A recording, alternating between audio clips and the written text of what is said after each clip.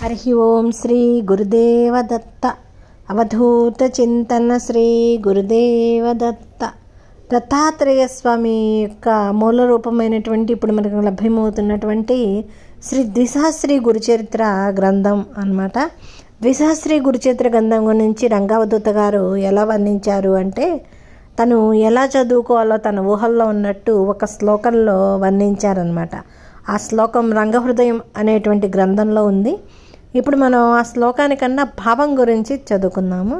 కృష్ణావేణి నది ఒడ్డున శుద్ధ ఔదుంబరు వృక్షం కింద నివసిస్తూ చిరిగిన వస్త్రం ధరించి అన్ని బంధాలను వదిలివేసి శ్రీ ద్విసహస్రీ గురుచరిత్రను చింతన చేయడం అనే ఏకైక సాధనలో నిమగ్నమై హరే శ్రీపాదవల్లభ యతివర శ్రీ నృసింహ సరస్వతి అంటూ స్మరించుకుంటూ దేహాభిమానం వదిలిన దేహధారినై ఎప్పుడు రోజులను నిమిషాలలాగా నిన్ను స్మరిస్తూ గడుపుతానో కదా దత్తాత్రేయ అంటూ స్వామివారు తన ద్విసహస్రీ గురుచరిత్రని ఈ విధంగా స్మరించుకుంటూ సాధన చేసుకోవాలి అన్న కోరికని వారు తెలియజేశారనమాట.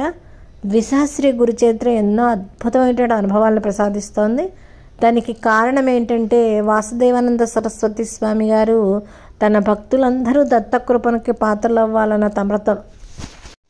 తపనతో రచించారు కాబట్టి, ఆ తపన ఫలించటానికి కూడా దానికి సంబంధించిన బీజాక్షరాలు ఆయా శ్లోకాలలో రచించారు కాబట్టి, అందరూ తప్పక ద్విసహస్రీ గురుచరిత్ర పారాయణ ద్వారా అందరూ దత్తానుగ్రహం పొందుతారని భావిస్తూ, హరి ఓం శ్రీ గురుదేవ దత్త.